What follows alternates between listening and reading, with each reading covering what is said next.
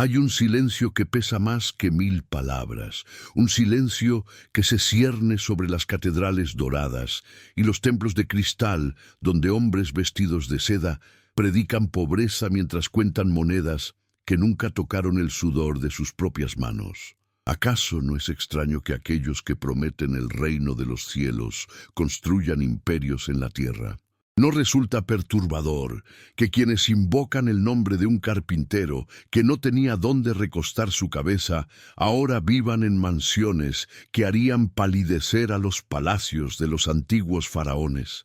Existe una pregunta que corroe las bases mismas de lo que hemos aceptado como sagrado, una pregunta que Baruch Spinoza se atrevió a formular cuando el mundo entero prefería la ceguera cómoda a la luz desgarradora de la verdad. ¿Qué sucede cuando la religión deja de ser el camino hacia lo divino y se convierte en el instrumento de quienes buscan poder, riqueza y control sobre las masas hambrientas de esperanza? La historia que estamos a punto de explorar no es simplemente un relato sobre pastores millonarios o instituciones religiosas corrompidas por el dinero. Es mucho más profunda, mucho más inquietante. Es la historia de cómo el miedo se disfrazó de fe, de cómo la manipulación se vistió con ropajes sagrados, de cómo generaciones enteras fueron educadas para confundir la sumisión con la devoción y el silencio con la piedad. Y en el centro de esta revelación se encuentra un hombre que pagó el precio más alto por atreverse a pensar libremente. Baruch Spinoza, el hereje más lúcido que jamás haya cuestionado los fundamentos mismos de la religión organizada. Pero antes de adentrarnos en el pensamiento revolucionario de Spinoza, debemos entender el contexto en el que vivimos. Hoy, en este preciso momento en que escuchas estas palabras, hay alguien en algún lugar del mundo depositando su último dinero en la cuenta bancaria de un pastor que promete milagros a cambio de diezmos. Hay una madre trabajadora entregando el salario que apenas alcanza para alimentar a sus hijos, convencida de que ese sacrificio traerá la bendición divina que transformará su vida. Hay un anciano vaciando sus ahorros de toda una vida, porque le dijeron que la puerta del cielo se abre más fácilmente para quienes dan generosamente a la iglesia. Y mientras esto sucede, mientras millones de personas entregan su fe y su dinero con la esperanza de tocar lo divino, hay hombres que cuentan esas monedas en oficinas lujosas, que planean la compra de su próximo jet privado, que calculan inversiones inmobiliarias mientras predican sobre el desapego material. ¿Desde dónde nos observas en este momento? ¿Desde qué ciudad, desde qué país nos acompañas en esta búsqueda de verdad? Escribe en los comentarios de dónde eres y qué hora marca tu reloj ahora mismo, porque esta reflexión nos une a todos sin importar las fronteras o los usos horarios. Somos todos parte de una humanidad que ha aprendido a normalizar lo grotesco, a aceptar como natural lo que debería indignarnos hasta los huesos. Y si estas palabras resuenan en ti, si sientes que hay alguien cercano que necesita escuchar esta verdad, comparte este mensaje con esa persona. Que las bendiciones que mereces no vengan de los bolsillos de quienes mercadean con la fe, sino del coraje de compartir conocimiento y reflexión con aquellos que amas. La normalización del robo sagrado no comenzó ayer. No surgió con los megapastores televisivos de las últimas décadas, ni con los imperios evangélicos que dominan el paisaje religioso contemporáneo. Sus raíces se hunden profundamente en la historia de la humanidad. En los momentos precisos en que la religión dejó de ser una búsqueda personal de lo trascendente y se transformó en una institución con poder político y económico. Spinoza comprendió esto con una claridad que todavía nos sobrecoge. Él vio que la religión organizada no había surgido de la revelación divina, sino de la necesidad humana de controlar y ser controlado, de dominar y ser dominado. Vio que los textos sagrados no eran la palabra inmutable de Dios transmitida directamente a la humanidad, sino construcciones humanas, escritas por personas con intereses particulares, editadas por instituciones con agendas específicas, interpretadas por autoridades que buscaban mantener su posición de poder. Pero ¿cómo llegamos hasta aquí? ¿Cómo fue posible que una religión fundada sobre las enseñanzas de un hombre que expulsó a los mercaderes del templo se convirtiera en el mayor mercado espiritual de la historia? Para responder a esto, debemos viajar en el tiempo, no solo a la época de Spinoza en el siglo XVII, sino mucho más atrás, a los orígenes mismos del cristianismo institucional. Debemos observar el momento preciso en que la Iglesia dejó de ser una comunidad de creyentes perseguidos y se transformó en la religión oficial del Imperio Romano bajo Constantino. Ese fue el momento en que la pureza del mensaje original comenzó a contaminarse con las necesidades del poder terrenal. La Iglesia necesitaba estructuras, jerarquías, rituales que reforzaran la autoridad de quienes ocupaban las posiciones más altas. Necesitaba doctrina, dogma, interpretaciones oficiales que silenciaran las voces disidentes y unificaran el mensaje bajo el control de una élite clerical. Los primeros siglos del cristianismo institucional fueron testigos de un proceso fascinante y terrible a la vez. La transformación gradual de un movimiento espiritual en un aparato de control social. Los concilios eclesiásticos no solo debatían sobre la naturaleza de Cristo o la Trinidad, estaban estableciendo quién tenía el poder de interpretar la voluntad divina, quién podía definir qué era ortodoxia y qué era herejía, quién tenía la autoridad para excomulgar, castigar y condenar. Y con ese poder vino inevitablemente la riqueza.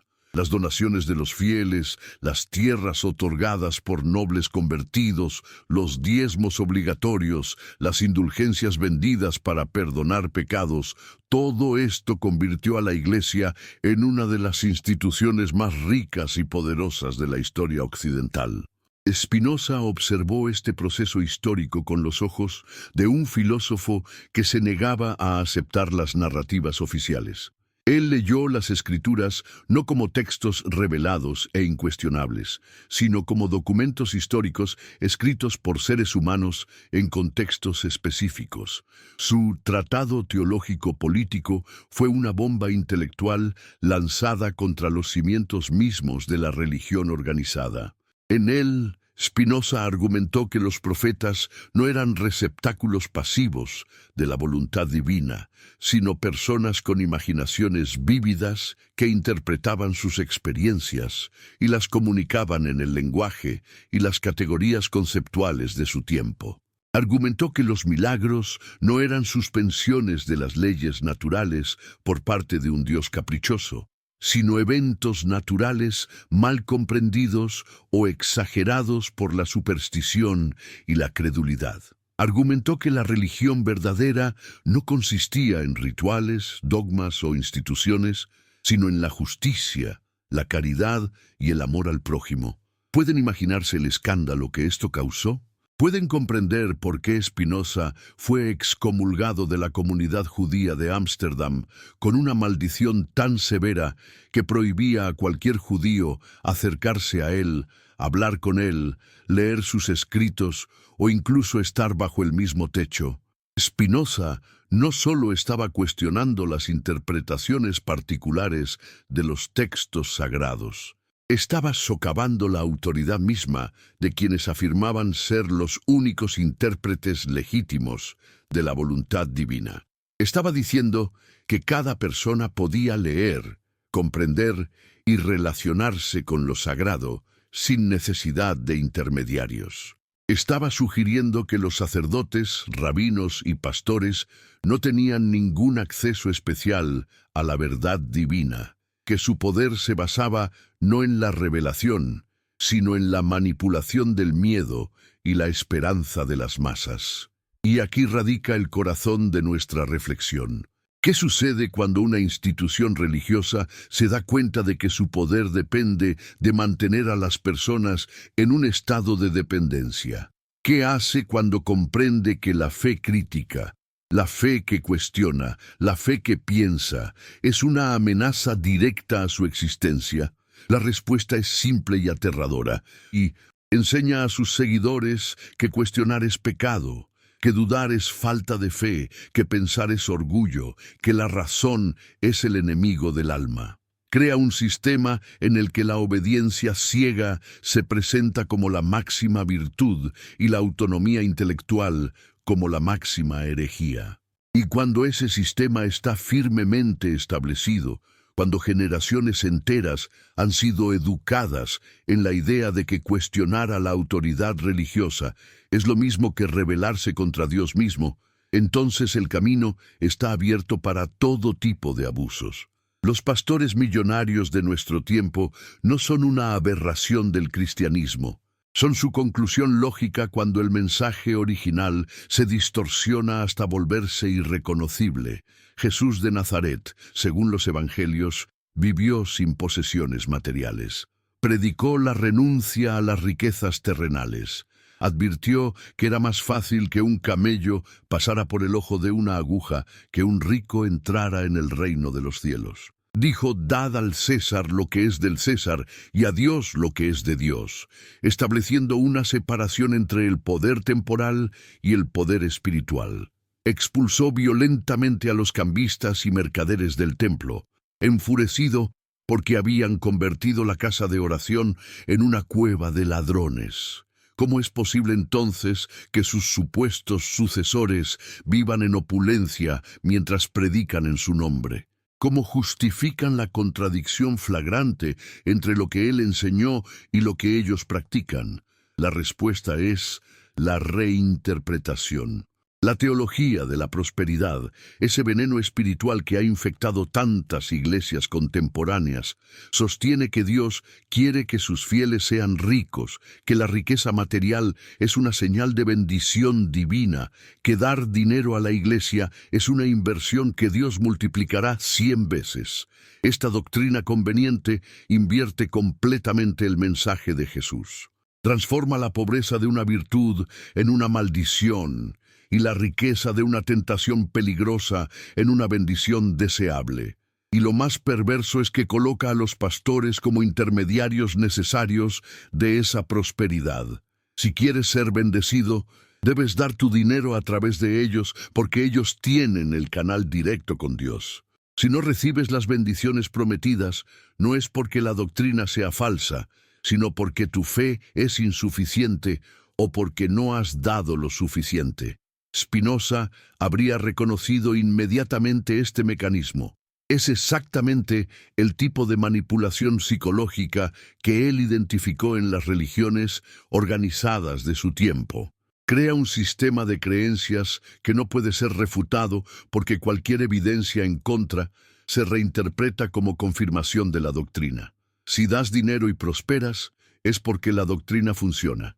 Si das dinero y no prosperas, es porque no diste suficiente o porque tu fe no era suficientemente pura. El sistema es hermético, cerrado a la crítica, inmune a la evidencia. Y los únicos que siempre ganan son aquellos que controlan el sistema, aquellos que reciben las donaciones, aquellos que viven en mansiones mientras sus feligreses luchan por pagar el alquiler. Pero ¿por qué la gente acepta esto? ¿Por qué millones de personas continúan dando su dinero a instituciones y líderes religiosos que exhiben una riqueza obscena? Esta pregunta nos lleva al corazón del análisis spinoziano de la religión. Spinoza argumentó que la religión organizada se basa fundamentalmente en dos emociones primitivas, el miedo y la esperanza. Las personas tienen miedo del sufrimiento, de la muerte, de lo desconocido, del castigo divino. Y tienen esperanza de la salvación, de la vida eterna, de la protección divina, de un mundo mejor más allá de este valle de lágrimas. Las instituciones religiosas explotan sistemáticamente estas emociones. aumentan el miedo mediante la predicación del infierno, del juicio final, de la ira divina contra los pecadores. Y luego ofrecen esperanza en forma de salvación, pero solo si sigues las reglas de la institución, si obedeces a sus líderes, si contribuyes financieramente a su causa. Este ciclo de miedo y esperanza crea una dependencia psicológica profunda. Las personas no solo creen en la doctrina religiosa, la necesitan emocionalmente para lidiar con las ansiedades fundamentales de la existencia humana. Y cuando una creencia se vuelve emocionalmente necesaria, cuando se convierte en el fundamento de tu identidad y tu cosmovisión, cuestionar esa creencia se siente como una amenaza existencial. Por eso las personas reaccionan con tanta violencia emocional cuando se les presentan evidencias que contradicen sus creencias religiosas. No están simplemente defendiendo ideas abstractas. Están defendiendo su propia estabilidad psicológica, su sentido de significado y propósito en un universo que de otro modo podría parecer indiferente y aterrador. Los pastores millonarios comprenden esto intuitivamente, incluso si nunca han leído a Spinoza. Saben que su poder no proviene de la solidez de sus argumentos teológicos, sino de su capacidad para manipular las emociones de sus seguidores. Por eso sus sermones están llenos de promesas extravagantes y amenazas veladas.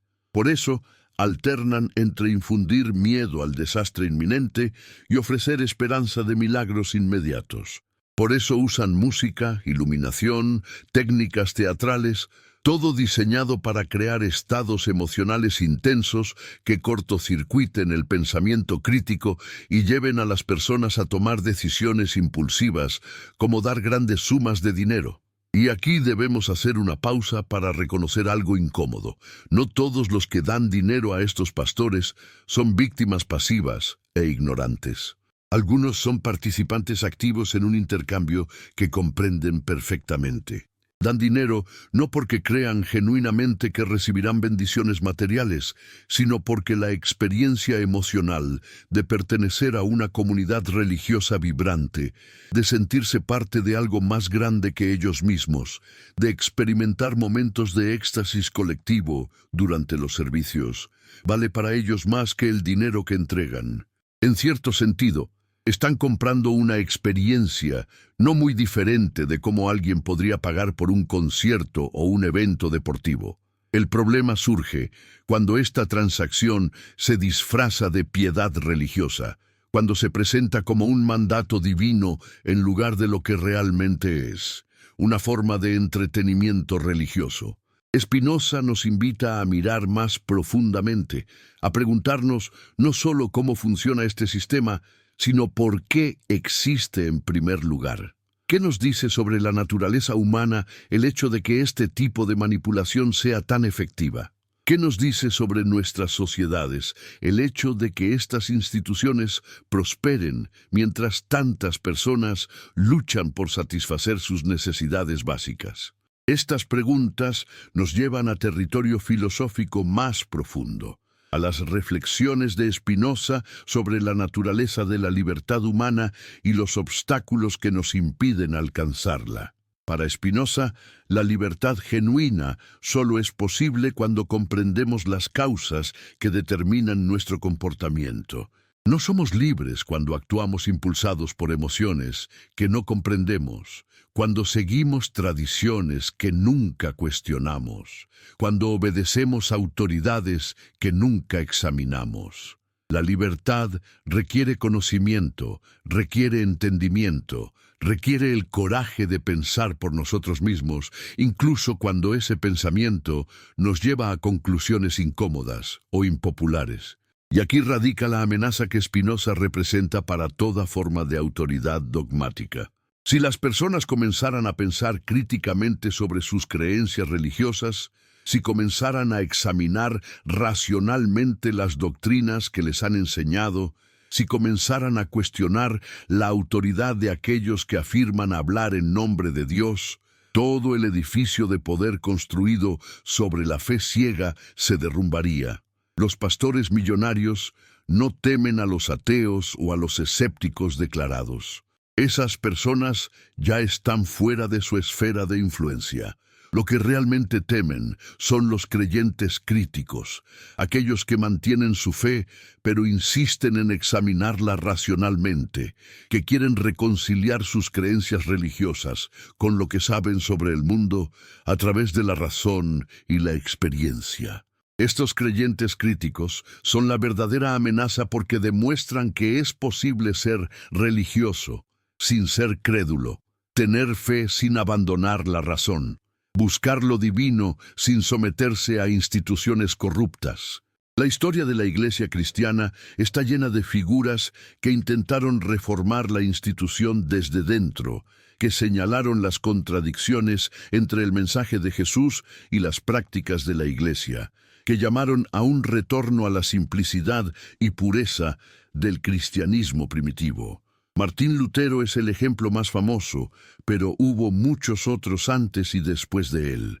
Y todos ellos fueron recibidos con resistencia feroz por parte de la jerarquía eclesiástica. ¿Por qué? Porque toda reforma genuina amenaza el poder y la riqueza de aquellos que se benefician del statu quo. La reforma protestante no surgió porque la Iglesia católica fuera particularmente corrupta en ese momento histórico. La corrupción había existido durante siglos. Surgió porque las circunstancias históricas específicas del siglo XVI, incluida la invención de la imprenta y el surgimiento de estados nacionales poderosos, crearon condiciones en las que era posible desafiar la autoridad papal, de maneras que antes habrían sido impensables. Pero aquí está la ironía amarga. Muchas de las iglesias protestantes que surgieron de la Reforma, eventualmente, cayeron en los mismos patrones de corrupción y acumulación de riqueza que habían criticado en la Iglesia católica. La naturaleza humana no cambió con la Reforma, solo cambiaron los actores en el escenario. Los nuevos líderes protestantes pronto descubrieron que el poder religioso podía ser tan lucrativo y adictivo como lo había sido para sus predecesores católicos. Y así el ciclo continuó. Reforma, corrupción, nueva reforma, nueva corrupción, una y otra vez a lo largo de los siglos. Spinoza observó este patrón y llegó a una conclusión radical. El problema no era esta o aquella institución religiosa particular, esta o aquella interpretación específica de las Escrituras. El problema era la idea misma de que la verdad religiosa podía ser monopolizada por instituciones y líderes que afirmaban tener acceso especial a la voluntad divina. El problema era la creencia de que Dios había revelado su verdad una vez y para siempre en textos antiguos que debían ser obedecidos sin cuestionamiento. El problema era la noción de que la fe era superior a la razón, que la revelación era más confiable que la experiencia, que la autoridad tradicional era más valiosa que el pensamiento crítico. La solución de Spinoza era revolucionaria en su simplicidad. Separar completamente la fe de la razón, el estado de la Iglesia, la filosofía de la teología. Cada una tiene su propia esfera de competencia y no debe interferir con la otra. La razón nos dice cómo es el mundo natural. La fe nos guía en cómo vivir éticamente. El Estado protege nuestros cuerpos y propiedades. La religión cultiva nuestras almas. La filosofía busca la verdad. La teología busca la piedad. Cuando estas esferas se mezclan, cuando la religión intenta dictar la verdad científica o cuando el Estado impone doctrinas religiosas, el resultado inevitable es la opresión y la corrupción. Pero ¿es realmente posible esta separación limpia? ¿Puede la fe existir completamente apartada de la razón? ¿Puede la religión florecer sin algún tipo de estructura institucional? Estas son preguntas con las que lidiamos todavía hoy, más de 3 siglos después de la muerte de Spinoza, y las respuestas no son simples ni claras. Lo que sí está claro es que el proyecto de Spinoza, Su visión de una religión racional basada en principios éticos universales en lugar de dogmas particulares y rituales específicos nunca se realizó plenamente. Las iglesias continuaron acumulando poder y riqueza. Los pastores continuaron enriqueciéndose a expensas de sus feligreses. Y las masas continuaron entregando su fe y su dinero esperando milagros que raramente llegaban. Cuando observamos el fenómeno de los pastores millonarios en nuestro tiempo, debemos reconocer que es solo la manifestación más visible de un problema mucho más profundo y antiguo. No se trata simplemente de algunos individuos codiciosos que explotan la credulidad de personas ingenuas. Es un sistema completo, una estructura de creencias y prácticas que ha evolucionado durante 2 milenios para optimizar la extracción de recursos económicos y emocionales de los creyentes. Este sistema funciona porque se ha adaptado brillantemente a las necesidades psicológicas y sociales de las personas. Ofrece comunidad en una era de aislamiento, certeza en un mundo de ambigüedad, significado en medio del caos aparente de la existencia moderna. El pastor millonario no es un monstruo que apareció de la nada. Es el producto de una larga evolución histórica, el resultado lógico de siglos de enseñanzas que equiparan la riqueza material con la bendición divina, que promueven la obediencia ciega sobre el pensamiento crítico, que valoran la fe emocional sobre la comprensión racional. Es la conclusión inevitable de una teología que afirma que algunos individuos tienen un llamado especial de Dios que los coloca por encima de las reglas ordinarias de la moral y la decencia humana. Es el fruto final de un árbol plantado hace mucho tiempo, cuando los primeros líderes religiosos descubrieron que podían vivir cómodamente del trabajo de otros, simplemente afirmando que hablaban en nombre de lo divino. Y aquí llegamos a una de las intuiciones más perturbadoras de Spinoza. La religión organizada no solo sobrevive a pesar de sus contradicciones e hipocresías, sino precisamente a causa de ellas. Las contradicciones crean confusión, y la confusión hace que las personas dependan aún más de las autoridades religiosas para la interpretación y la guía. Las hipocresías demuestran que incluso los líderes más santos son pecadores que necesitan la gracia divina, lo cual paradójicamente refuerza el mensaje de que todos somos igualmente dependientes de Dios y de la Iglesia como mediadora de esa gracia. El sistema es autorreferencial y autoperpetuante, diseñado para transformar cada crítica en una confirmación y cada fallo en una oportunidad para un mayor control. Entonces estamos condenados a repetir este ciclo eternamente. No hay escape de la trampa que Spinoza identificó tan claramente hace tantos siglos. Estas preguntas nos llevan al corazón de su filosofía, a su concepción de la libertad humana no como la capacidad de hacer lo que queramos, sino como la comprensión de las causas que determinan nuestras acciones. Para Spinoza, no somos libres cuando actuamos por impulso o emoción, cuando seguimos ciegamente las instrucciones de otros, cuando nos dejamos llevar por esperanzas infundadas y miedos manipulados. Somos libres solo cuando comprendemos las cadenas que nos atan, solo cuando vemos claramente los mecanismos que nos controlan, solo cuando elegimos actuar basándonos en el conocimiento racional en lugar de la pasión irracional. Esta concepción de libertad tiene implicaciones profundas para cómo pensamos sobre la religión y su papel en nuestras vidas. Si seguimos a Spinoza, entonces la verdadera fe no puede basarse en la ignorancia o el miedo. No puede depender de la autoridad externa o la tradición incuestionada. La verdadera fe debe ser racional, debe ser examinada, debe resistir el escrutinio crítico. Y si una creencia o práctica religiosa no puede resistir ese escrutinio, si se derrumba ante preguntas honestas, entonces no merece nuestra adhesión. Sin importar cuán antigua sea la tradición o cuán poderosa sea la institución que la promueve. Los pastores millonarios temen esta concepción de fe más que cualquier otra cosa. Temen a los feligreses que hacen preguntas difíciles, que exigen transparencia financiera, que insisten en que los líderes religiosos vivan de acuerdo con los principios que predican. Por eso gastan tanto esfuerzo en desalentar el pensamiento crítico, en demonizar la duda, en presentar la obediencia como la máxima virtud cristiana.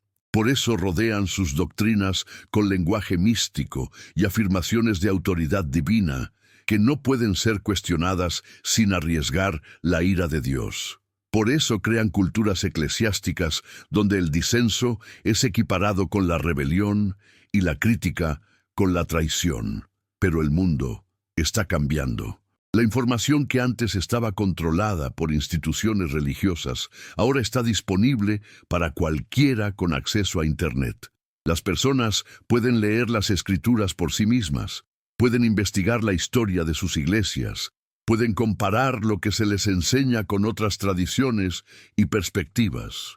Esta democratización del conocimiento religioso representa la amenaza más grande que las instituciones religiosas autoritarias han enfrentado desde la invención de la imprenta, y están respondiendo de las maneras predecibles, aumentando la intensidad emocional de sus servicios, creando comunidades más cerradas y aisladas, demonizando fuentes externas de información, presentándose como las únicas defensoras de la verdad en un mundo de engaño. Parte 2.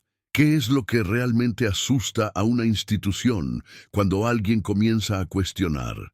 No es la pregunta en sí, sino lo que la pregunta revela. Que el poder de la institución no descansa en la verdad de sus afirmaciones, sino en la disposición de las personas a aceptar esas afirmaciones sin examinarlas. El momento en que alguien pregunta ¿por qué? Es el momento en que toda la estructura de autoridad basada en la tradición y la revelación comienza a tambalearse. Y Baruch Spinoza no solo preguntó ¿por qué? Construyó un sistema filosófico completo basado en la premisa de que todo puede y debe ser cuestionado, que nada es tan sagrado que no pueda ser sometido al escrutinio de la razón. La herejía de Spinoza no consistió en negar la existencia de Dios. De hecho, su filosofía está saturada de lo divino hasta el punto de que fue acusado de panteísmo, de identificar a Dios con la naturaleza misma. Su verdadera herejía fue mucho más profunda y amenazante. Negó que los textos sagrados fueran la palabra literal e inmutable de Dios. Negó que los profetas tuvieran acceso especial a la verdad divina. Negó que las instituciones religiosas tuvieran el derecho de dictar lo que las personas debían creer. En esencia, Spinoza democratizó lo divino. Dijo que cada persona, mediante el uso apropiado de la razón, podía comprender a Dios tanto como cualquier profeta o sacerdote, que no necesitábamos intermediarios entre nosotros y lo divino, que la relación con Dios era algo personal e intransferible, no algo que podía ser mediado por instituciones o rituales. ¿Pueden imaginar cómo sonó esto para las autoridades religiosas de su tiempo? Spinoza no solo estaba atacando doctrinas particulares o prácticas específicas, estaba socavando el fundamento mismo de su autoridad. Si cada persona podía acceder a lo divino directamente mediante la razón, ¿para qué necesitábamos rabinos, sacerdotes, pastores? Si las escrituras eran documentos humanos escritos en contextos históricos específicos en lugar de revelaciones divinas eternas, ¿por qué deberíamos obedecerlas ciegamente? Si los milagros eran imposibles porque Dios no violaba sus propias leyes naturales, ¿qué quedaba de todas las historias sobre las que se construía la fe de millones? La respuesta de las autoridades religiosas fue predecible. Lo excomulgaron, lo maldijeron, prohibieron sus libros, intentaron borrarlo de la historia. Pero no pudieron silenciar sus ideas. Las ideas tienen una cualidad extraña. Una vez que se liberan en el mundo, desarrollan vida propia. Migran de mente en mente, se transforman y adaptan.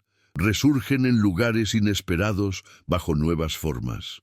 Las ideas de Spinoza sobre la libertad de pensamiento, sobre la separación entre fe y razón, sobre la naturaleza de Dios y la religión, se filtraron lentamente en el pensamiento europeo.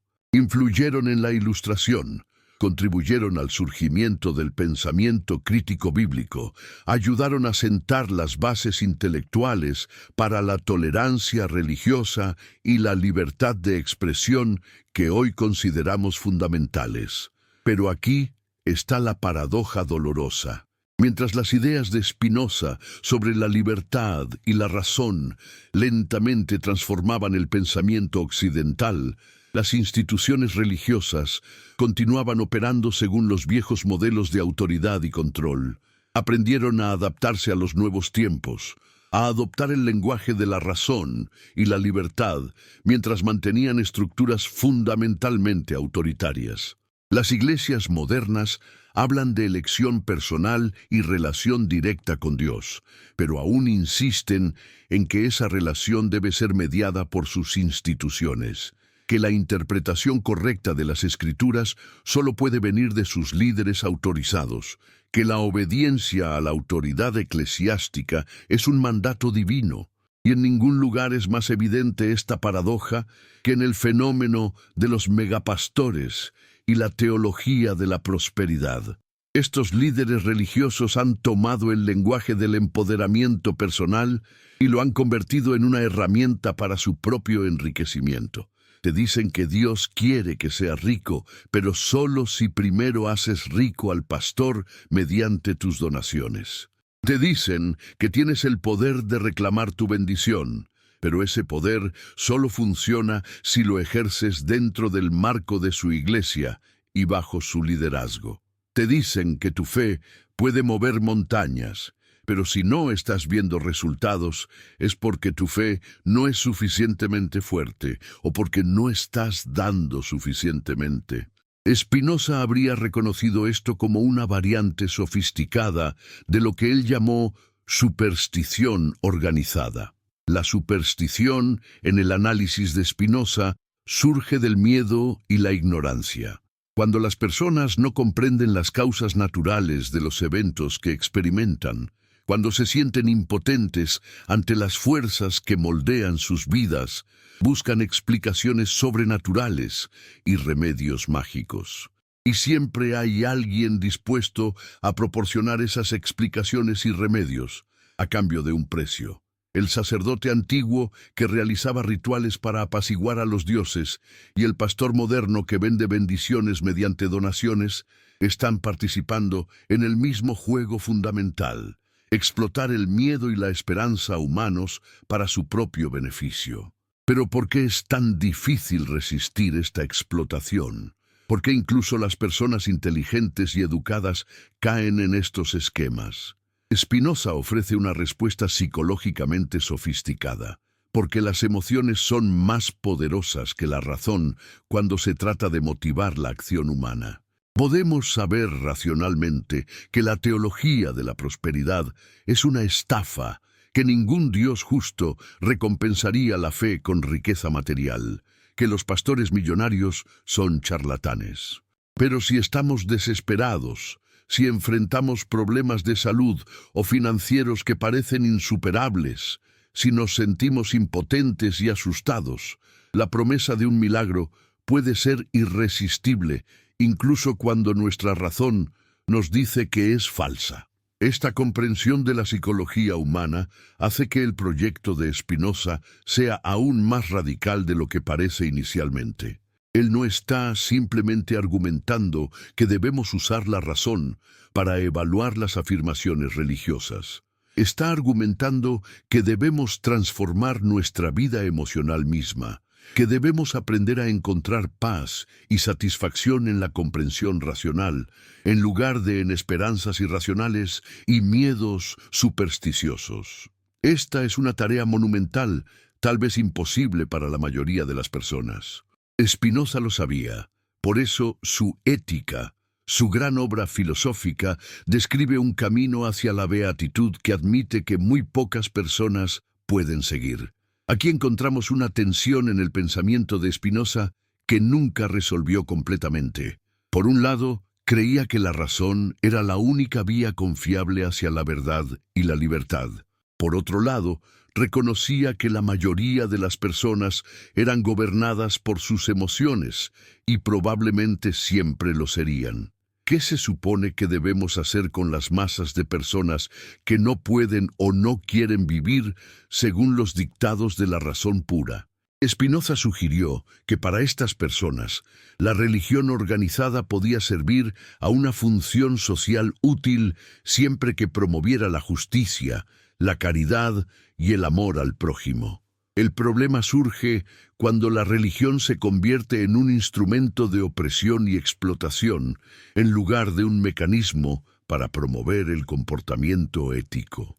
Y esto nos lleva de vuelta a la pregunta central.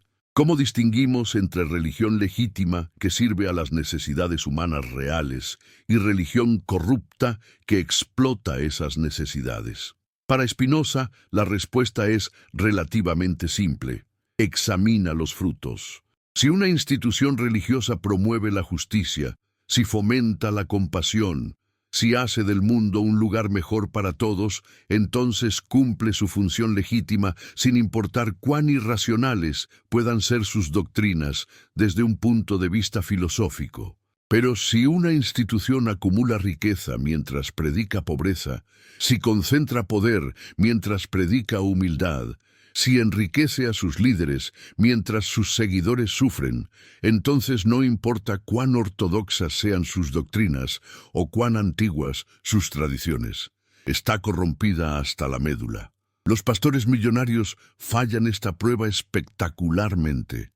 No hay manera de reconciliar su estilo de vida con las enseñanzas del hombre que afirman seguir. Jesús no tenía casa propia, ellos viven en mansiones. Jesús caminaba de pueblo en pueblo. Ellos vuelan en jets privados. Jesús se asociaba con los pobres y marginados. Ellos se codean con políticos y celebridades. Jesús dijo que su reino no era de este mundo. Ellos han construido imperios terrenales que harían palidecer a los reyes medievales. La contradicción es tan flagrante que uno se pregunta cómo es posible que alguien no la vea. Pero aquí está el poder de la manipulación psicológica sofisticada. Puede hacer que las personas no vean lo que está directamente frente a ellas. Los pastores millonarios no solo predican la teología de la prosperidad, viven vidas que encarnan esa teología. Se presentan a sí mismos como prueba viviente de que el sistema funciona. Miren mi riqueza, dicen implícitamente, esta es la bendición de Dios sobre mi fe.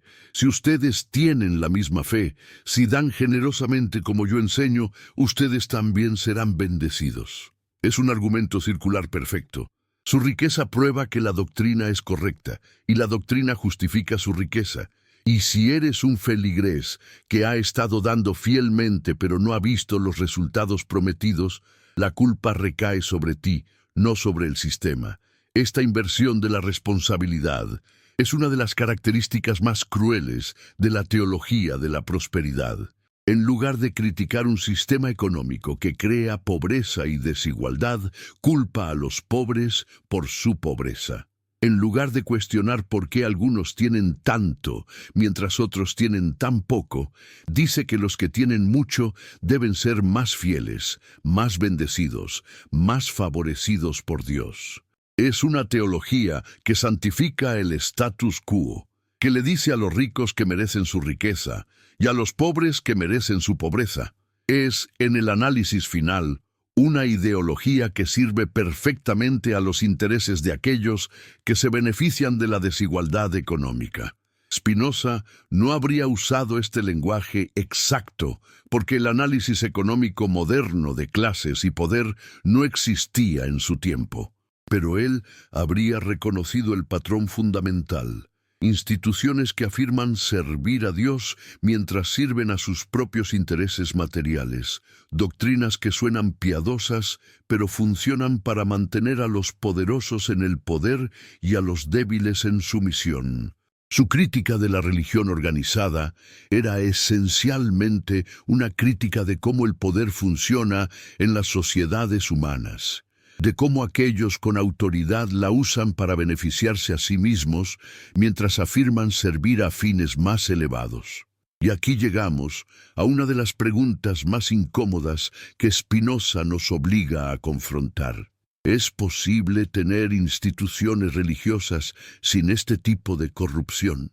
¿O es la corrupción inevitable donde quiera que se combinen autoridad religiosa, control social y recursos económicos? La historia sugiere que la corrupción es, si no inevitable, al menos extremadamente común.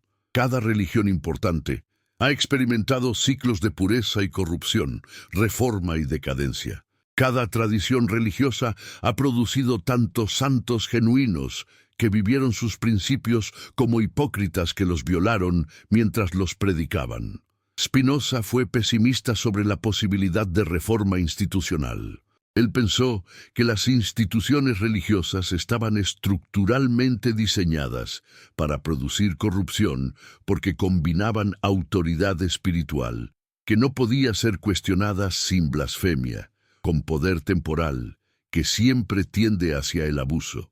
Su solución era la separación radical. El Estado debe proteger la libertad de pensamiento y expresión, pero no debe promover ninguna religión particular. Las instituciones religiosas pueden existir, pero sin poder coercitivo sobre los no creyentes.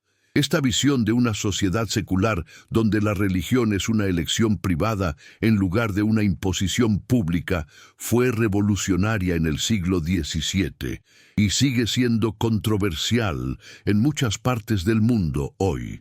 Los pastores millonarios modernos operan en sociedades que, al menos nominalmente, abrazan esta separación entre Iglesia y Estado. No pueden quemar herejes o forzar la adhesión mediante la amenaza de violencia física, pero han encontrado formas mucho más sutiles de ejercer control, mediante la manipulación emocional, mediante la creación de comunidades cerradas donde el disenso es imposible, mediante el uso de tecnología y medios de comunicación para amplificar su mensaje y silenciar las voces críticas. El poder ha cambiado de forma, pero no ha disminuido necesariamente en magnitud. ¿Qué haría Spinoza hoy si pudiera ver el paisaje religioso moderno? Probablemente encontraría la misma mezcla de esperanza y desesperación que sintió en su propio tiempo. Esperanza, porque más personas tienen acceso a la educación y la información que nunca antes en la historia, porque las ideas de libertad y razón que él defendió se han vuelto más ampliamente aceptadas, porque hay comunidades de pensadores críticos que continúan el proyecto de examinar racionalmente todas las afirmaciones, incluidas las religiosas. Pero desesperación, porque a pesar de todos estos avances, la superstición organizada todavía prospera, porque los charlatanes religiosos todavía enriquecen a expensas de los crédulos, porque el miedo y la esperanza todavía son manipulados por aquellos que saben cómo explotar estas emociones fundamentales. La religión, en la visión de Spinoza, no debería ser sobre miedo o esperanza de recompensas y castigos futuros. Debería ser sobre vivir éticamente en el presente, sobre cultivar virtudes como la justicia y la compasión, sobre comprender nuestro lugar en el orden natural y encontrar paz en esa comprensión. Esta concepción de religión racional no necesita profetas que afirmen hablar por Dios, no necesita textos sagrados que deben ser obedecidos sin cuestionamiento, no necesita instituciones que medien entre los individuos y lo divino. Es una religión que cada persona puede practicar sola mediante el ejercicio de la razón y la cultivación de virtudes éticas. Pero ¿puede una religión así satisfacer las necesidades humanas profundas que las religiones tradicionales han satisfecho durante milenios? Las personas no buscan religión solo por razones éticas o filosóficas. Buscan comunidad, rituales que marquen los momentos importantes de la vida, narrativas que den sentido a sus experiencias, consuelo en tiempos de sufrimiento, esperanza ante la muerte.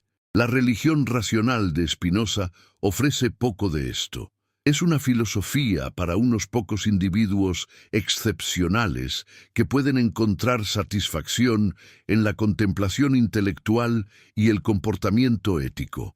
Para la mayoría de las personas no es suficiente. Y aquí radica el dilema persistente. Las instituciones religiosas tradicionales satisfacen necesidades humanas reales, pero a menudo lo hacen de maneras que crean dependencia y habilitan la explotación. La alternativa de Spinoza de religión individual racional es admirable, pero probablemente inalcanzable para la mayoría de las personas. Hay un camino intermedio. Es posible crear comunidades religiosas que proporcionen el apoyo social y emocional que las personas necesitan sin las estructuras autoritarias que inevitablemente conducen al abuso. Algunos movimientos religiosos modernos han intentado esto. Iglesias que enfatizan la participación democrática en lugar de la autoridad jerárquica. Comunidades que fomentan el cuestionamiento y el debate en lugar de la obediencia ciega. Tradiciones que ven las Escrituras como sabiduría humana que debe ser interpretada críticamente en lugar de mandatos divinos que deben ser obedecidos literalmente. Estos experimentos son prometedores, pero también enfrentan desafíos. Las estructuras democráticas son más difíciles de mantener que las autoritarias. El cuestionamiento y el debate pueden llevar a la fragmentación en lugar de a la comunidad. La interpretación crítica requiere educación y habilidades que no todos poseen. Los pastores millonarios no enfrentan estos desafíos. Han elegido el camino fácil, estructuras autoritarias claras, respuestas simples a preguntas complejas, promesas extravagantes que explotan las esperanzas y los miedos de las personas. Y funcionan, al menos en el sentido de que atraen grandes seguimientos y generan enormes cantidades de dinero. El hecho de que funcionen tan bien es testimonio tanto de la efectividad de sus técnicas de manipulación como de las necesidades profundas e insatisfechas de tantas personas en las sociedades modernas. Vivimos en un tiempo de ansiedad sin precedentes. A pesar de todos los avances tecnológicos y económicos, o tal vez a causa de ellos, muchas personas se sienten más inseguras, aisladas y sin sentido que nunca. Las estructuras tradicionales que daban significado y comunidad, como las familias extendidas, los vecindarios estables, las profesiones de por vida, se han derrumbado en gran medida. La movilidad geográfica y económica ha creado sociedades donde las personas están constantemente en movimiento, donde las relaciones son transitorias, donde el sentido de pertenencia es difícil de encontrar. En este contexto, no es sorprendente que tantas personas busquen las certezas y la comunidad que las instituciones religiosas ofrecen. Los pastores millonarios explotan esta vulnerabilidad con precisión quirúrgica. Crean comunidades que se sienten como familias, donde todos te conocen por tu nombre, donde siempre hay alguien disponible para orar contigo o aconsejarte. Pero esta comunidad tiene un precio. Debes aceptar sus doctrinas sin cuestionamiento. Debes dar generosamente, a pesar de tus propias necesidades financieras. Debes promover activamente la iglesia reclutando nuevos miembros. Es una comunidad condicional, disponible solo mientras mantengas la fe y cumplas con tus obligaciones.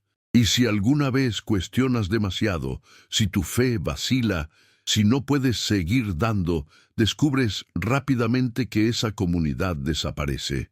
Spinoza habría visto esto como el ejemplo perfecto de lo que sucede cuando las instituciones religiosas ponen sus propios intereses por encima de las necesidades de las personas a las que supuestamente sirven.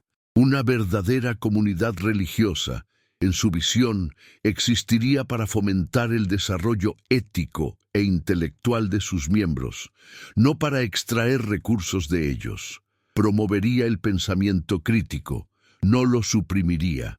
Celebraría la diversidad de opiniones, no impondría la conformidad. Y sus líderes serían modelos de las virtudes que predicaban, no hipócritas que vivían una vida de lujo mientras aconsejaban a otros sobre el desapego material. ¿Pero es esto realista? ¿Es posible para los seres humanos imperfectos crear instituciones que no reflejen nuestras imperfecciones? Spinoza era lo suficientemente realista como para reconocer que la perfección es imposible. Pero insistía en que comprender nuestras imperfecciones, reconocer las formas en que nuestras emociones y sesgos distorsionan nuestro juicio, era el primer paso hacia la mejora. Una institución religiosa que reconociera abiertamente que sus líderes son falibles, que sus doctrinas son interpretaciones humanas sujetas a error, que sus prácticas deben evolucionar con el tiempo, sería mucho mejor que una que afirme tener la verdad absoluta y exija obediencia incondicional.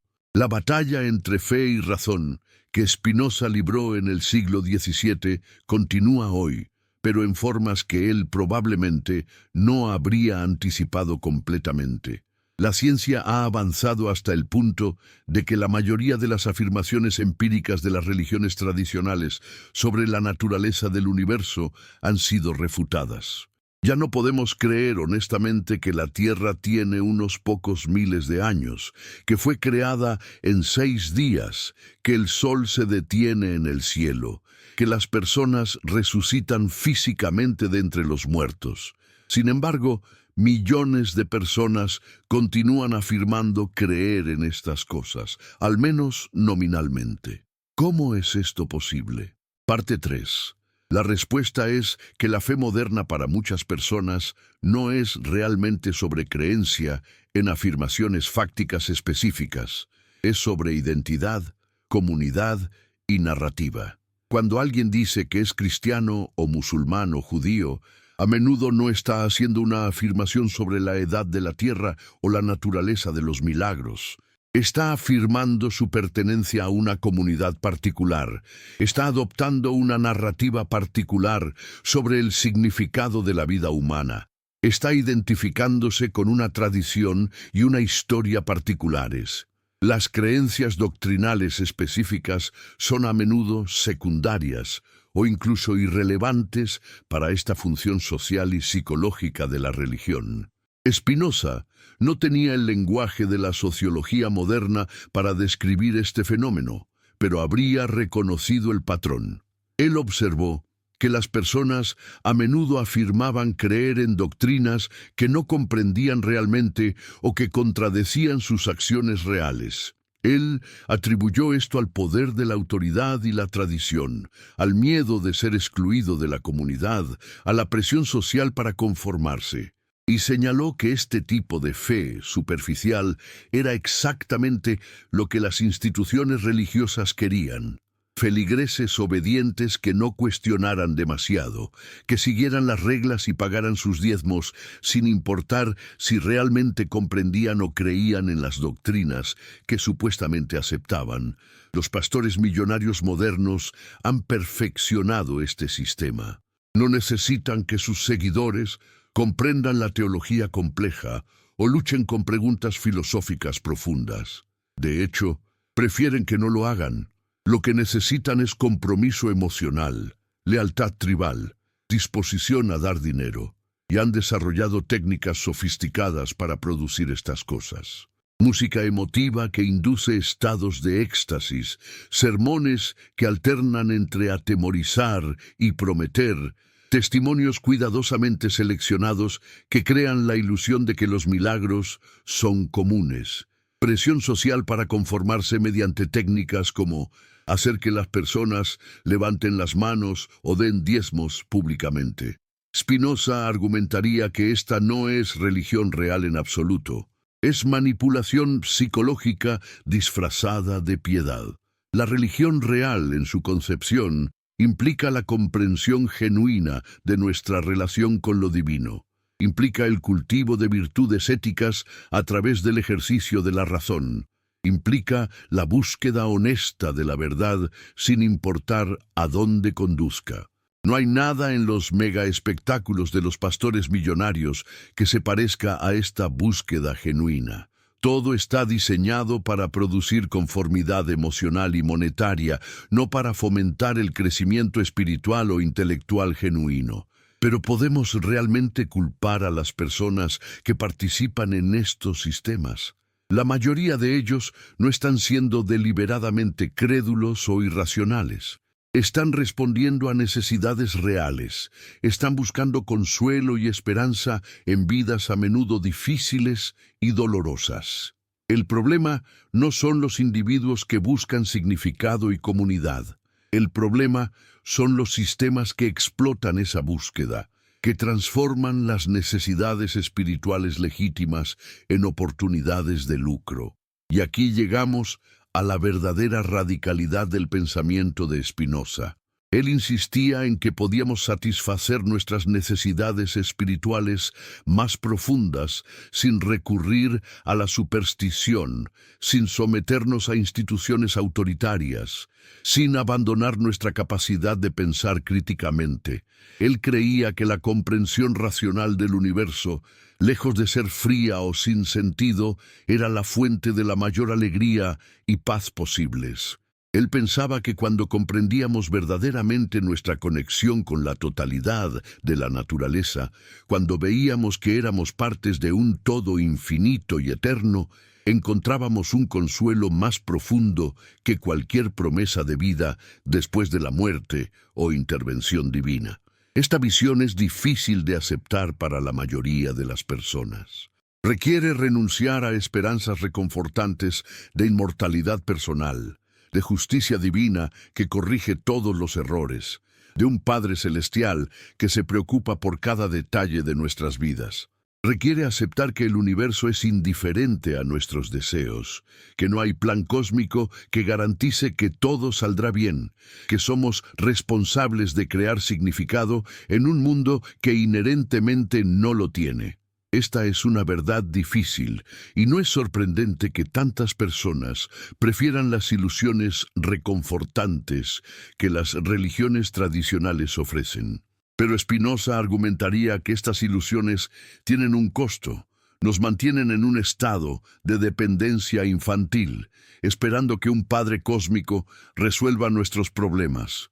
Nos impiden asumir la responsabilidad plena de nuestras vidas y nuestro mundo. Nos hacen vulnerables a la manipulación por parte de aquellos que afirman hablar por ese Padre cósmico. Y en última instancia, nos roban la oportunidad de experimentar la verdadera libertad y la verdadera alegría que viene de comprender nuestra verdadera naturaleza y nuestro verdadero lugar en el cosmos. Los pastores millonarios prosperan precisamente porque tantas personas no están dispuestas o no pueden hacer la difícil transición del pensamiento mágico a la comprensión racional. Ellos ofrecen la versión más fácil. Sigue creyendo en milagros, sigue esperando intervención divina, solo asegúrate de dar tu dinero a nosotros y todo funcionará. Es una versión infantilizada de la espiritualidad, pero es enormemente atractiva precisamente porque no exige crecimiento o madurez. Puedes permanecer en un estado de dependencia cómoda, sintiéndote seguro porque alguien más está a cargo. Alguien más sabe qué hacer. Alguien más tiene las respuestas. Spinoza nos desafía a crecer, a aceptar la responsabilidad adulta por nuestras creencias y acciones, a renunciar a los consuelos fáciles de la dependencia religiosa. Es un desafío duro, tal vez demasiado duro para muchas personas, pero también es un desafío liberador. Porque si tenemos éxito, si logramos basar nuestras vidas en la comprensión racional en lugar de la esperanza supersticiosa, entonces nadie puede manipularnos más. Nadie puede explotar nuestros miedos y esperanzas. Nadie puede enriquecerse a nuestra costa vendiendo milagros que nunca llegan. Entonces, ¿qué debemos hacer? Preparado usando Claude Sonnet 4.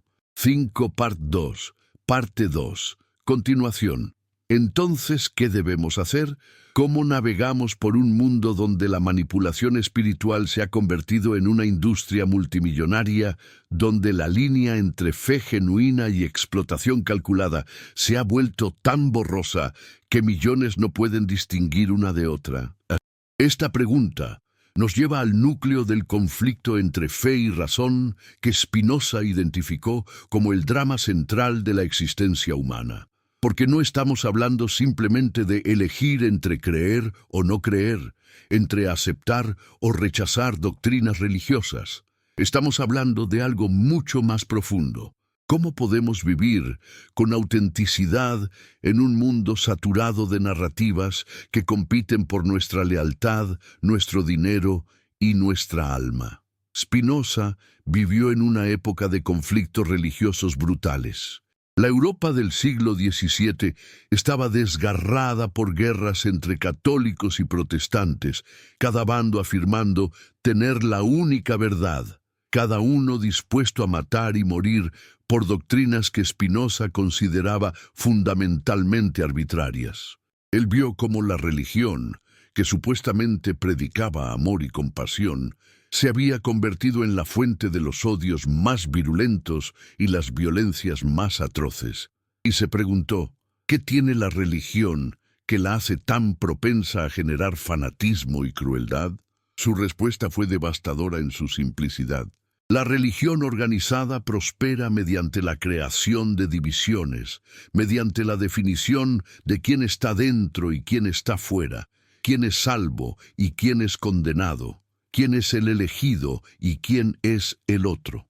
Esta dinámica de inclusión y exclusión es fundamental para cómo las instituciones religiosas mantienen su poder. No basta con que tú creas.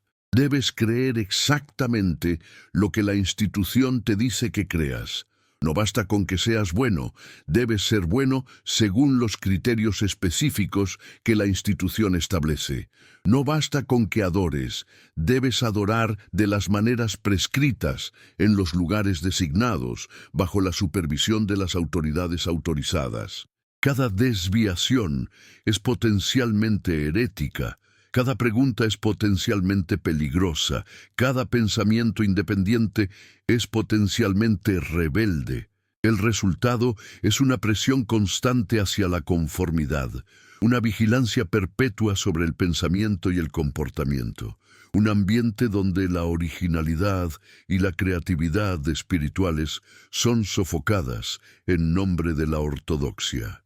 Los pastores millonarios han heredado este modelo de control, pero lo han refinado para la era moderna. Ya no pueden amenazar con la hoguera o la excomunión formal que arruina tu vida social y económica. Pero pueden crear culturas eclesiásticas donde cuestionar al líder es equivalente a cuestionar a Dios mismo, donde expresar dudas es señal de fe débil que requiere consejería intensiva, donde la lealtad a la institución se mide por el tamaño de tus donaciones. Han reemplazado el miedo al infierno eterno con el miedo más inmediato de perder tu comunidad, tu red de apoyo, tu identidad como parte del grupo de elegidos que serán bendecidos. ¿Y qué de aquellos que sí cuestionan, que no pueden silenciar la voz de la razón que les dice que algo está profundamente equivocado? Spinoza conocía bien el destino de los disidentes. Su propia excomunión fue tan severa que incluso su familia tuvo que repudiarlo públicamente. Vivió el resto de su vida en relativo aislamiento, ganándose la vida puliendo lentes, escribiendo filosofía que sabía que probablemente no sería publicada durante su vida, manteniendo correspondencia con un pequeño círculo de pensadores que compartían su compromiso con la verdad por encima de la tradición.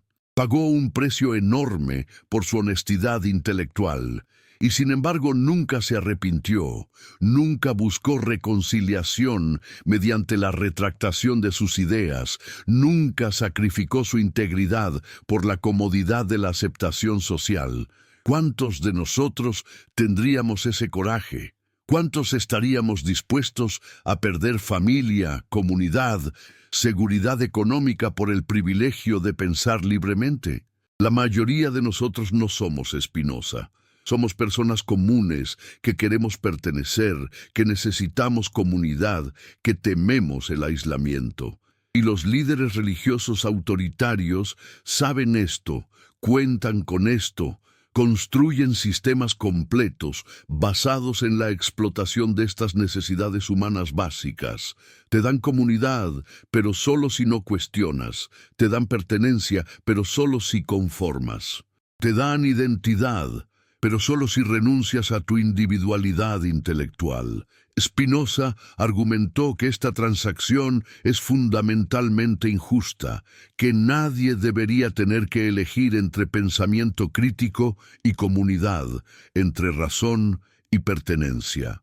Él imaginó una sociedad donde la libertad de pensamiento era un derecho fundamental, donde las instituciones religiosas no tenían poder coercitivo, donde las personas podían buscar la verdad sin miedo a la persecución.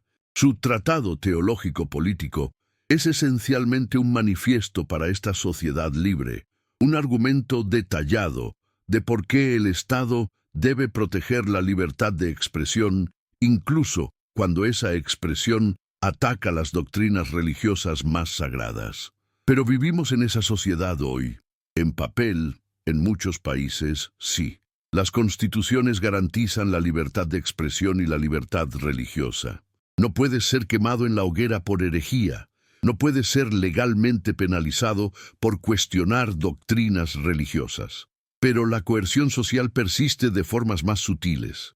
En muchas comunidades, declararse ateo o incluso agnóstico puede resultar en ostracismo social, pérdida de oportunidades de negocios, ruptura de relaciones familiares.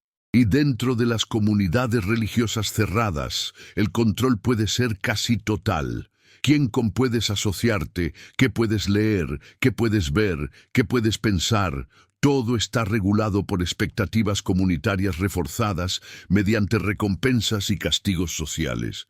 Los pastores millonarios han perfeccionado el arte de crear estas burbujas cerradas. Establecen escuelas donde los niños son educados solo en la doctrina de la Iglesia. Crean medios de comunicación propios, canales de televisión, estaciones de radio, sitios web, donde solo circula información aprobada por la Iglesia. Desalientan a sus miembros de interactuar significativamente con el mundo exterior, advirtiendo que la cultura secular es peligrosa, que las universidades son lugares donde se pierde la fe, que los no creyentes son influencias corruptoras. El resultado es una forma de aislamiento intelectual voluntario, donde las personas nunca encuentran desafíos serios a sus creencias porque han sido cuidadosamente protegidas de cualquier información o argumento que pudiera generar dudas. Spinoza habría visto esto como la antítesis de lo que la religión debería ser. Para él, la verdadera fe no teme el cuestionamiento porque está basada en principios eternos de justicia y amor que pueden resistir cualquier escrutinio. Solo la fe falsa, la fe basada en superstición y tradición arbitraria, necesita protección contra el examen crítico.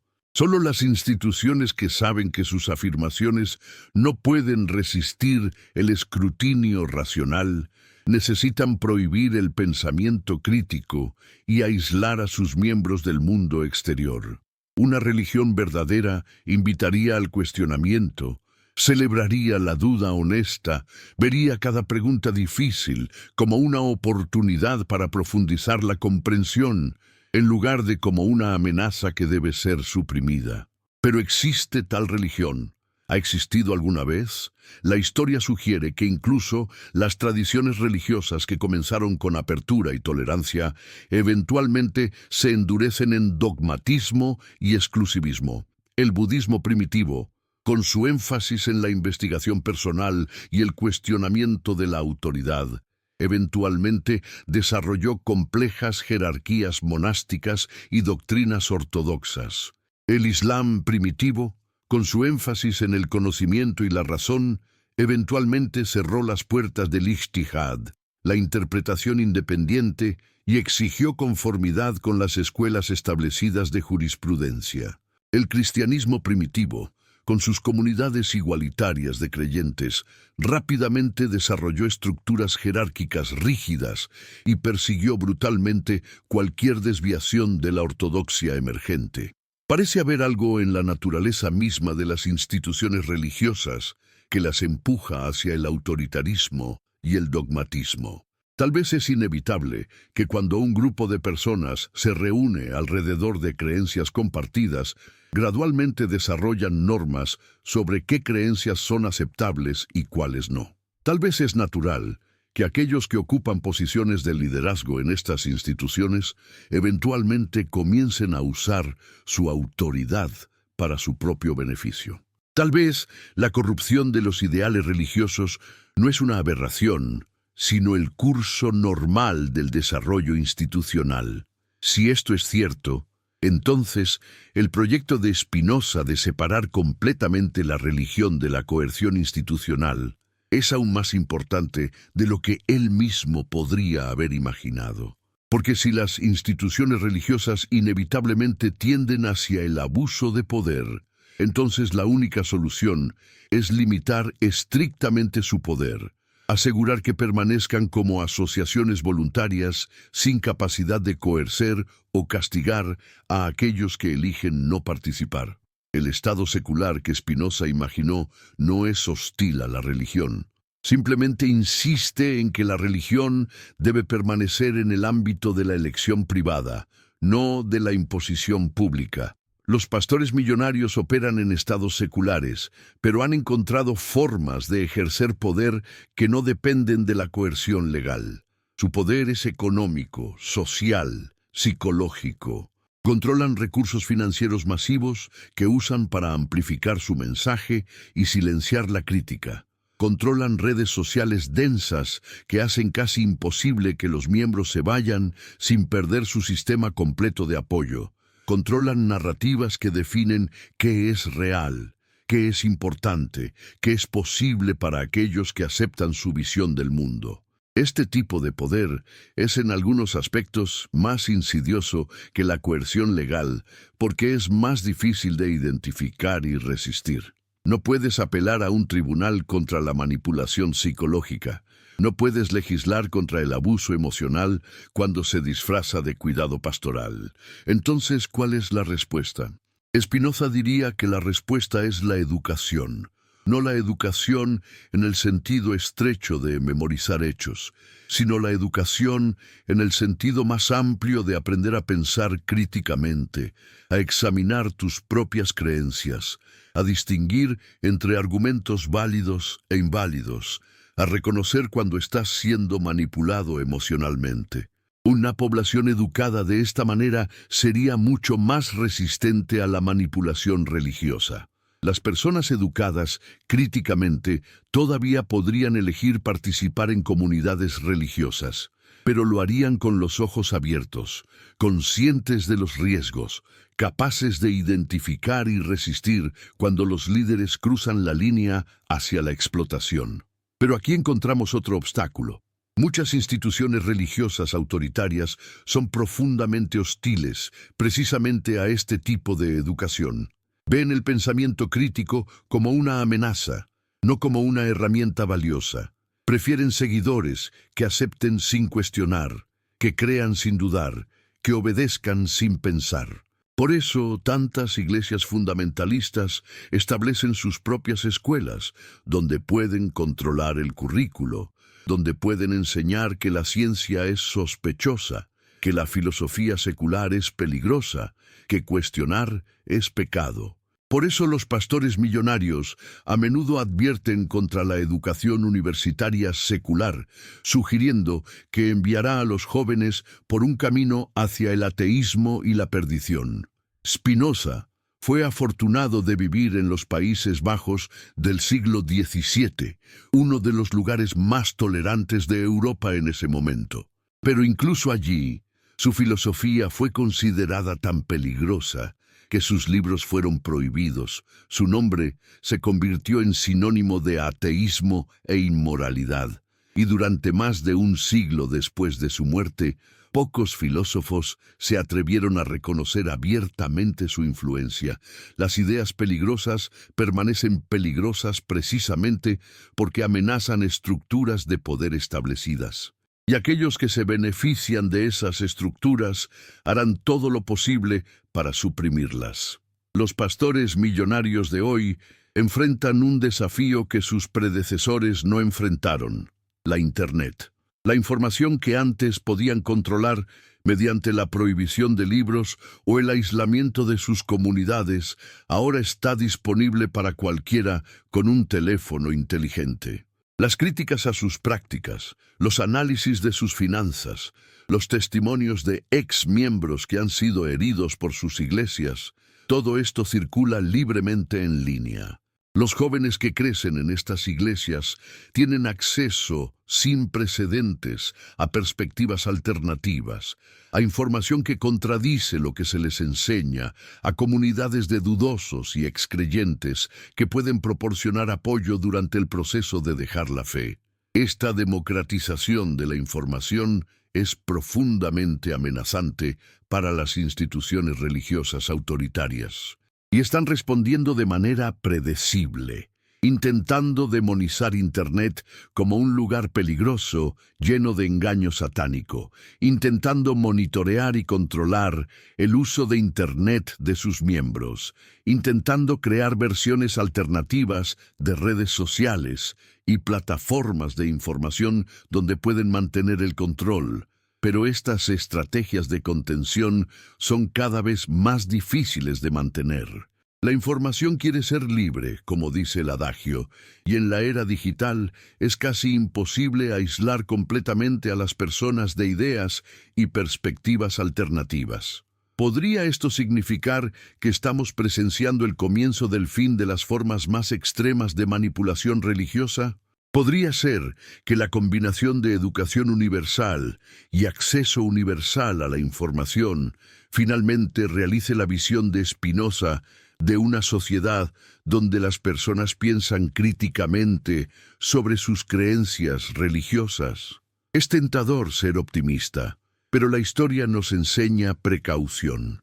Las instituciones religiosas autoritarias han sobrevivido a desafíos anteriores, se han adaptado a nuevas circunstancias, han encontrado formas de mantener su poder, incluso cuando el contexto social cambia dramáticamente.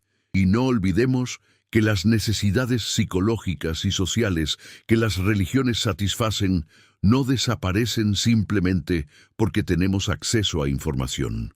Las personas todavía necesitan comunidad, todavía buscan significado, todavía enfrentan el terror de la mortalidad y la aparente indiferencia del universo.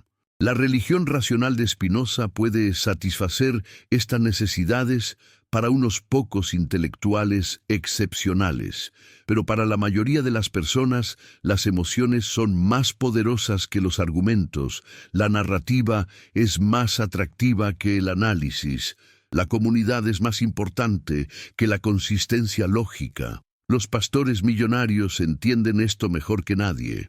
Por eso invierten tanto en crear experiencias emocionales intensas durante sus servicios. Por eso cuentan historias en lugar de presentar argumentos teológicos sofisticados. Por eso construyen comunidades cerradas donde todos se conocen y se apoyan mutuamente. Están satisfaciendo necesidades humanas reales, solo que lo hacen de maneras que también los enriquecen masivamente a ellos mismos. Y mientras puedan continuar satisfaciendo esas necesidades, mientras puedan continuar proporcionando comunidad y significado y esperanza a personas que desesperadamente las necesitan, su modelo de negocio continuará prosperando sin importar cuánta información crítica esté disponible en línea.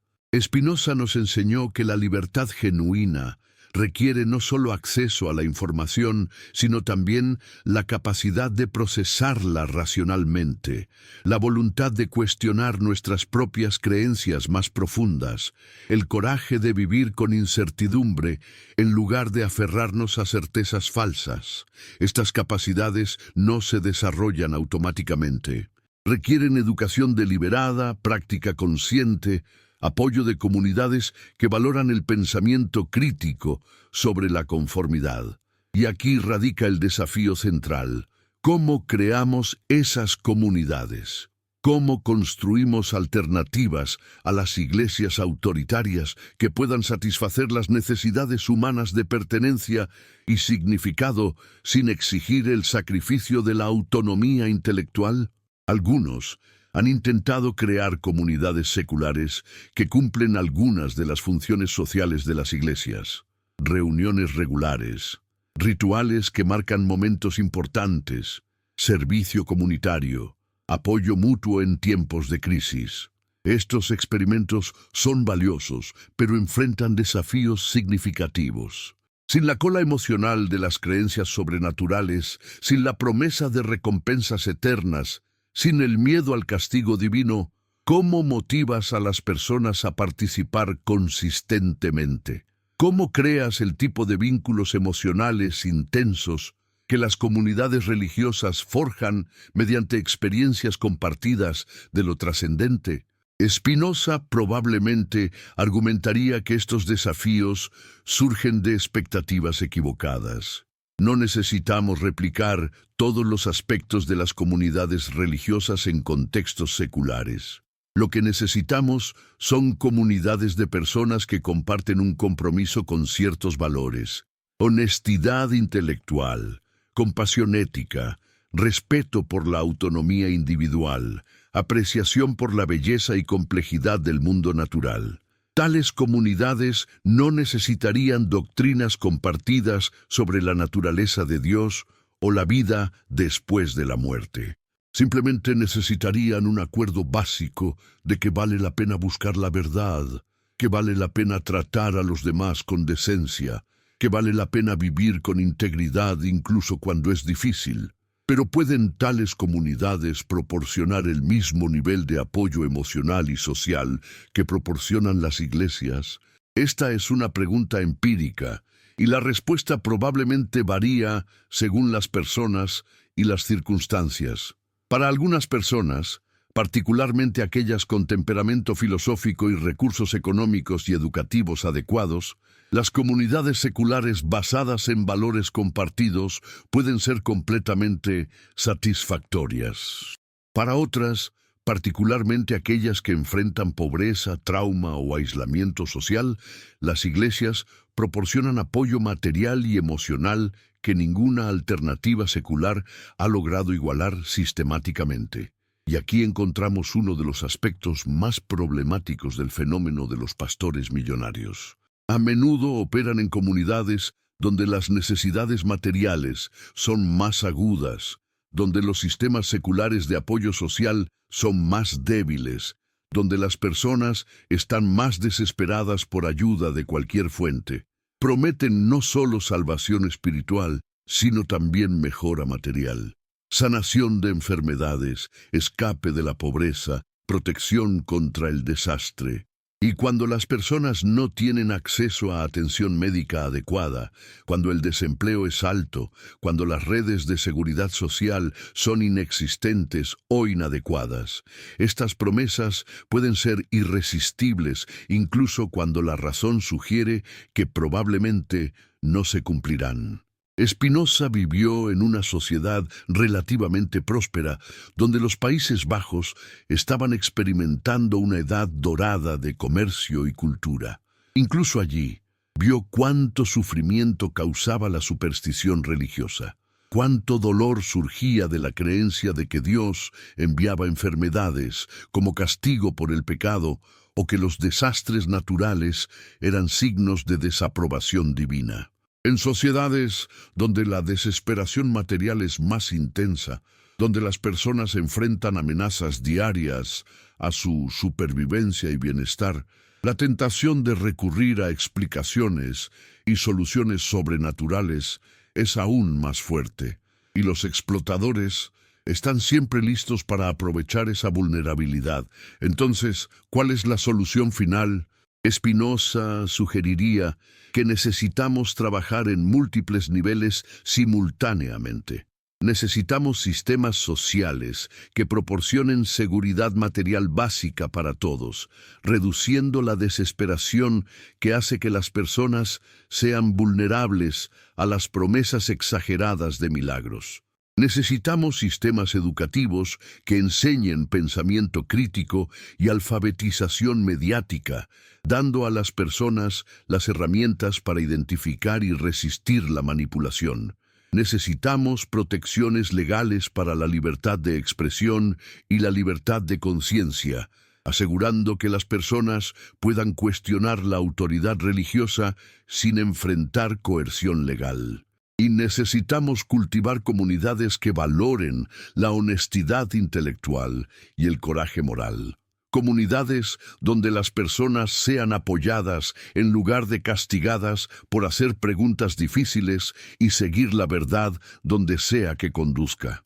Este es un proyecto a largo plazo que requiere cambio tanto a nivel social como individual. No sucederá de la noche a la mañana y probablemente nunca se completará completamente. Siempre habrá personas que prefieren la certeza cómoda de la fe dogmática sobre la incertidumbre desafiante del cuestionamiento racional. Siempre habrá explotadores listos para aprovecharse de esa preferencia.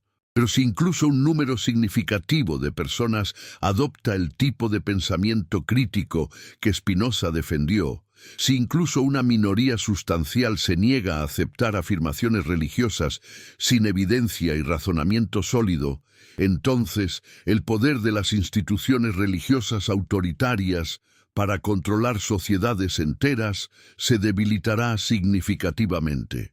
Los pastores millonarios ya están sintiendo esta presión. El surgimiento del movimiento de nones, personas que no se afilian con ninguna religión organizada, especialmente entre las generaciones más jóvenes, está erosionando su base de apoyo. Las investigaciones periodísticas que exponen sus lujos y sus prácticas financieras cuestionables están dañando su reputación. Los testimonios de víctimas de abuso espiritual y financiero están siendo cada vez más escuchados. La Internet ha creado redes de apoyo para personas que están dejando iglesias autoritarias, haciendo el proceso de salida menos aislante y traumático de lo que solía ser. Pero sería ingenuo pensar que estos desarrollos significan la desaparición inminente del modelo del pastor millonario. Las instituciones religiosas autoritarias han demostrado una capacidad notable para adaptarse y sobrevivir. Ya están encontrando nuevas formas de operar, creando presencia en línea sofisticada, usando análisis de datos para identificar y dirigirse a miembros potenciales, desarrollando narrativas que presentan la crítica externa como persecución, que confirma su estatus especial. La batalla entre razón crítica y manipulación religiosa, que Spinoza identificó en el siglo XVII, continúa en el siglo XXI, solo que con nuevas herramientas y en nuevos territorios. ¿Y qué hacemos individualmente mientras tanto? ¿Cómo vivimos con integridad en un mundo donde la verdad y la manipulación están tan entrelazadas que a veces es difícil distinguirlas? Spinoza nos aconsejaría comenzar con una honestidad radical sobre nuestras propias motivaciones y creencias. ¿Por qué creemos lo que creemos? ¿Es porque hemos examinado críticamente la evidencia y los argumentos? ¿O porque heredamos estas creencias de nuestra familia y comunidad? ¿Es porque estas creencias resisten el escrutinio racional? ¿O porque nos proporcionan consuelo emocional que tememos perder? ¿Estamos realmente buscando la verdad? ¿O estamos buscando confirmación de lo que ya queremos creer? Estas son preguntas incómodas, y responderlas honestamente requiere coraje. Porque podrías descubrir que algunas de tus creencias más preciadas no resisten el examen, que algunas de las historias que has contado sobre ti mismo y el mundo no son ciertas. Y entonces enfrentas una elección. Continúas aferrándote a creencias que sabes que son dudosas porque cambiar sería demasiado disruptivo, o aceptas la incomodidad de revisar tu visión del mundo basándote en nueva comprensión.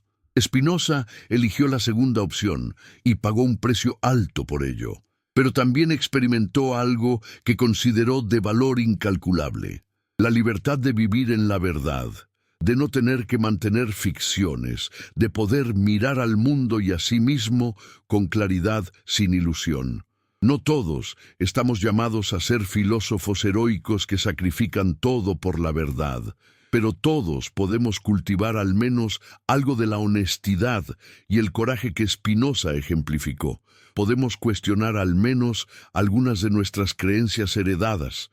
Podemos exigir al menos algo de evidencia antes de aceptar afirmaciones extraordinarias. Podemos resistir al menos algunas de las presiones para conformarnos cuando la conformidad requiere abandonar nuestra integridad intelectual. Y podemos apoyar a otros que están haciendo este trabajo difícil, creando espacios donde el cuestionamiento es bienvenido en lugar de castigado, donde la duda es vista como un paso hacia la comprensión más profunda en lugar de como una debilidad que debe ser superada. Los pastores millonarios continuarán predicando que la fe significa aceptación sin cuestionamiento, que la duda es el enemigo, que pensar demasiado es peligroso. Continuarán construyendo sus imperios basados en la explotación de las esperanzas y los miedos de las personas. Continuarán viviendo en lujo obsceno mientras predican sobre un carpintero pobre que no tenía dónde recostar su cabeza.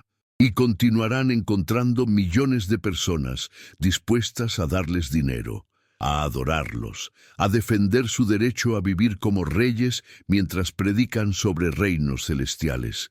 Pero también continuará habiendo personas que cuestionan, que dudan, que insisten en pensar por sí mismas. Personas que leen a Spinoza y otros filósofos críticos y se dan cuenta de que no están solas en sus dudas.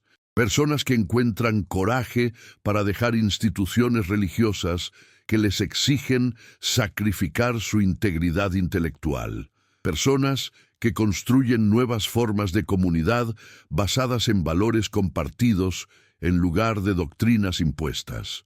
Personas que demuestran que es posible vivir con significado, propósito y alegría sin necesidad de certezas sobrenaturales o autoridades religiosas. La pregunta que cada uno de nosotros debe responder es: ¿de qué lado de esta división queremos estar? ¿Queremos ser parte del problema o parte de la solución? ¿Queremos perpetuar sistemas de explotación mediante nuestra participación y silencio? ¿O queremos desafiarlos mediante nuestro cuestionamiento y resistencia? ¿Queremos vivir en la comodidad de las ilusiones heredadas? ¿O queremos aceptar la incomodidad de buscar la verdad donde quiera que conduzca? Estas no son elecciones fáciles, y nadie debe ser juzgado duramente por elegir la seguridad de la conformidad sobre el riesgo de la disidencia. Pero tampoco debemos pretender que estas elecciones no importan, que son puramente privadas, sin consecuencias sociales. Cada vez que alguien dona dinero a un pastor millonario, está permitiendo y perpetuando ese sistema de explotación. Cada vez que alguien silencia sus dudas para mantener su lugar en una comunidad religiosa, está sacrificando su integridad por la pertenencia. Cada vez que alguien acepta enseñanzas sin cuestionarlas, está reforzando patrones de autoridad que hacen posible todo tipo de abusos. Y en sentido contrario, cada vez que alguien hace una pregunta difícil en un contexto religioso, está abriendo espacio para que otros también cuestionen. Cada vez que alguien deja una iglesia explotadora, está haciendo más fácil que otros sigan. Cada vez que alguien comparte su historia de duda y desconversión, está proporcionando un modelo para otros que están luchando con sus propias creencias. Los cambios sociales comienzan con individuos que tienen el coraje de vivir de manera diferente, de pensar de manera diferente, de hablar de manera diferente que aquellos a su alrededor. Spinoza fue uno de esos individuos. Su impacto en el pensamiento occidental fue profundo, a pesar de que la mayoría de sus contemporáneos lo rechazaron o lo ignoraron. Sus ideas sobre la libertad, la razón y la religión eventualmente se filtraron en la corriente principal del pensamiento europeo, influyendo en figuras desde Voltaire hasta Einstein. Demostró que un individuo solitario, armado solo con razón y coraje, podía desafiar el consenso de siglos y eventualmente cambiar cómo pensamos sobre las cuestiones más fundamentales de la existencia humana. No todos podemos ser Spinoza, pero todos podemos ser al menos un poco más como Spinoza de lo que somos ahora. Podemos cuestionar un poco más, dudar un poco más, pensar un poco más críticamente. Y si suficientes personas hacen esto, si suficientes personas se niegan a aceptar la autoridad religiosa sin escrutinio, si suficientes personas insisten en que incluso las afirmaciones más sagradas deben ser sometidas al tribunal de la razón, entonces el poder de las instituciones religiosas autoritarias comenzará a desmoronarse. No desaparecerá completamente, probablemente nunca lo haga, pero se debilitará lo suficiente como para que las personas tengan opciones reales, para que la libertad de conciencia sea más que un ideal abstracto, para que la verdad tenga una oportunidad de competir con la manipulación en términos más equitativos. Esta es la esperanza que Spinoza nos ofrece. No la esperanza ingenua de que la razón triunfará fácilmente sobre la superstición, sino la esperanza más modesta y realista de que cada generación puede hacer algún progreso, que cada individuo que elige la honestidad sobre el autoengaño hace un poco más fácil que otros sigan, que la verdad, aunque a menudo derrotada, nunca puede ser completamente suprimida. Los pastores millonarios tendrán su día, pero ese día eventualmente terminará, como todos los días de todos los charlatanes y manipuladores a lo largo de la historia. La pregunta es solo cuánto daño se les permitirá causar antes de que su influencia finalmente disminuya. ¿Cuántas personas serán explotadas antes de que suficientes personas se despierten a la realidad de la manipulación? Y en esa pregunta radica nuestra responsabilidad. ¿Cuánto tiempo dejaremos que esto continúe antes de que digamos suficiente?